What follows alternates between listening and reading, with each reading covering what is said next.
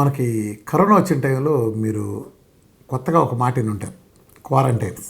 అంటే బాగా శుభ్రంగా దూరంగా ఉంటలాగా క్వారంటైన్ చూసారా, ఏదో ఆధునిక సైన్స్ అంటారు కదా. ఈ క్వారంటైన్ అనేది ఇవాళది కాదు, పెద్దవాళ్ళు తెలుసు, ఎక్కడో చూసినట్టు అందరూ ఇందులో రూల్స్ అన్నీ.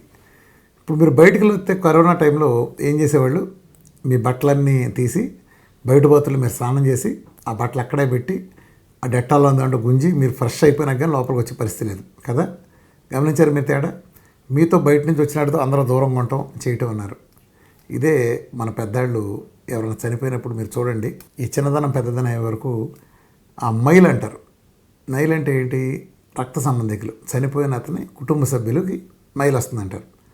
అంటే ఎందుకని కుటుంబ సభ్యులకే మైల్ అన్నారు? నార్మల్గా ఎవరు వచ్చినా రాకపోయినా ఎంత దూరం ఉన్నా సరే మన దగ్గరేళ్లలో చనిపోతే పగలున్నా సరే కూడా బంధువులంతా వస్తారు. ఎస్పెషల్లీ ఆ మైల్ నీళ్ళు అంటే ఒక దగ్గరగా ఉండే ఫ్యామిలీ, కొంచెం పెద్దది కావచ్చు, వాళ్ళందరూ వస్తారు. వాళ్ళందరూ వస్తారు కాబట్టి ఏంటంటే, ఇప్పుడు చచ్చిపోయింది కానీ మనం వాళ్ళ పలకరించడానికి వెళ్తాం. వెళ్ళగానే ఇంటి దగ్గర ఏమంటారు, మన ముందు ఆ బట్టలు బయటే పెట్టి బయట బాతుల్లో స్నానం చేసి అక్కడ పడేసారు అంటారు కదా. అదే క్వారంటైన్. చచ్చిపోయినప్పుడు శవం ద్వారా అనేక సూక్ష్మక్రిములు పాకుతాయి. ఇప్పుడు మనం రోగిష్ఠతను కలిస్తే ఏ రకంగా జరుగుతుందో, ఆ రోజుల్లో మరి శవం దగ్గరికి వెళ్ళినప్పుడు నిల్వ ఉంచే పద్ధతులు ఉండే కాదు. శవం కొంతకాలం ఉంచాల్సిన సందర్భంలో పైగా రకరకాల పరిస్థితుల్లో చనిపోయేవాళ్ళు. ఆటి తాలూకు ఇన్ఫెక్షన్లో మరి వస్తే జాతి తుడిచిపెట్టిపోయేది. ఇప్పుడు ఒకప్పుడు వచ్చిన ఫ్లూలు కానీ, లేకపోతే కొనేక మసూచికంగా లాంటి ఒక టైంలో వచ్చిన స్మాల్ ఫాక్స్, కొన్ని రకాల జబ్బులతో లక్షలు కాదు కోట్ల మంది చనిపోయారు. కోట్ల మంది చనిపోయిన ఏది అంత తక్కువ జనాభాలోనే కోట్ల మంది పాకిన జాతులు తుడిచిపెట్టిన సంఘటనలు ఉన్నాయి. కాబట్టి అది ఎలా ఉంటుందో తెలియదు. కాబట్టి చనిపోయిన వాళ్ళ దగ్గరికి వెళ్ళి వస్తే బయట పెట్టమని చెబుతారు. అదే క్వారంటైన్. 11 రోజులు అనేది దేనికంటే, ఈ వైరస్ ఉన్నాళ్ళు ఇంకా ఉంటారేమని వీళ్ళు ఏ ఫంక్షన్లకు అటెండ్ కానిరు. ఇప్పుడు గమనించారు మీరు, పెళ్ళైన లక్షంతలు వేయద్దు, పెళ్ళికి వెళ్ళొద్దని వాళ్ళు గతంలో వెళ్ళేవాళ్ళు కాదు. ఆ దినం కార్యక్రమం అయ్యే వరకు ఆ ఊరు కూడా కదిలేవాళ్ళు కాదు. ఇప్పుడు ఒక హైదరాబాద్ జాబ్ చేసినాడు, దూర ప్రాంతం నుంచి వచ్చి జాబ్ చేసినాడు, ఒక దినం కార్యక్రమానికి అటెండ్ అయ్యి శవాన్ని మూసి చేసాడు అనుకోండి. అతనికి ఏమైనా జబ్బు వచ్చినా అతను ఒక 10 రోజులు ఊళ్ళోనే ఉండాలని నిబంధన ఉంది. కాబట్టి ఆ 10 రోజుల్లోనో లేదా 13 రోజుల్లోనో కంప్లీట్గా అతనిలో ఉండే వైరస్లు అతనిలోనే చచ్చిపోతాయి. లేదో ఇప్పుడు అతను వేరే ఊరు వెళ్ళాడంటే ఆ ఊరిలో అందరికి అంటిస్తాడు. కాబట్టి అలా ఒక క్వారంటైన్ పీరియడ్ ఆ రోజుల్లో కూడా ఉంది. మీరు గమనిస్తే కాళ్ళు కడుక్కుంది ఇంట్లో కడుగు పెట్టే సాంప్రదాయం గతంలో లేదు.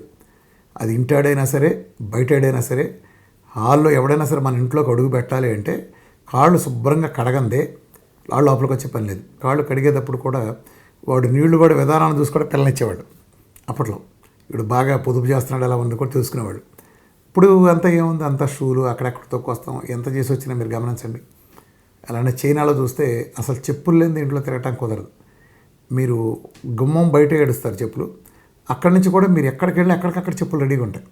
బాత్రూమ్కి వెళ్ళినా, బెడ్రూమ్కి వెళ్ళినా, దేనికి వెళ్ళినా సరే కంపల్సరీ చెప్పులతో నడవాల్సిందే. ఇంట్లో మనం ఒట్టికి కాళ్ళు వేసి తిరుగుతామంటే కుదరదు.